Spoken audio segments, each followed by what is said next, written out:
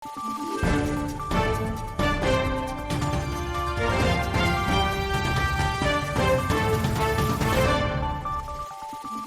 araw, Pilipinas! Ito ang Valiente News hatid sa inyo ng Office of the Vice President.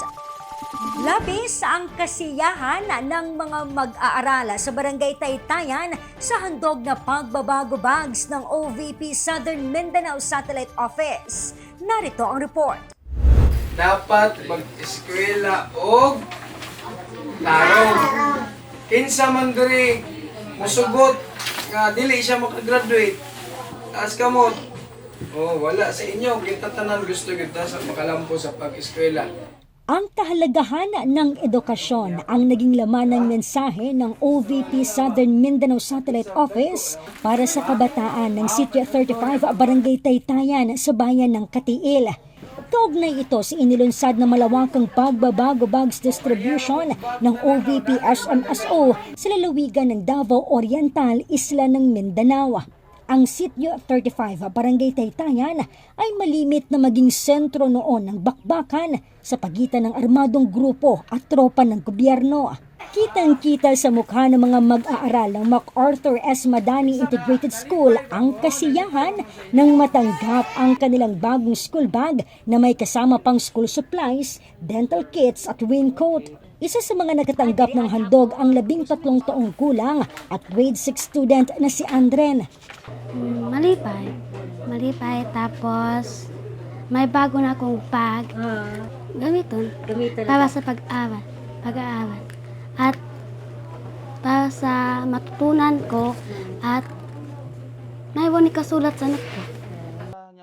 Ikinatawa naman ni Teacher Darrell ang suporta ng tanggapan ng pangalawang Pangulo sa kabataang Pilipino sa pamamagitan ng pagbabago ang Million Learners Campaign.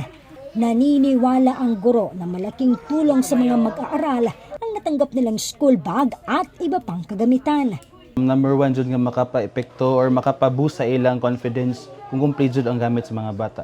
Kay di na sila kinahanglan mo adto pa sa lain nga classmate nila nga manghuram og lapis, ballpen o kay color, di ba? So, pag kumpleto sila gamit, mas eager sila nga ma-learn. Mensahe naman ni Teacher Darrell sa OVP. Kani inyong hatag, ma'am, is dako na kining tabang para sa mga bata. Kay syempre, mas makatipid ang mga ginikanan sa pagpamalit og mga school supply. Diba? Kompleto na naman, mga raincoat, mga ballpen, papel. So dako jud kani nga tabang, ma'am. Kami diri na magpasalamaton jud sa inyong pagpili. Isip kami ang inyong napili nga hatagan ani nga mga school supply. Ipinasilip din ng mga guro ang kanilang bagong school building na sinimulang itayo sa ilalim ng pamumuno ni Vice President Inday Sara Duterte noong siya ay kalihim ng edukasyon.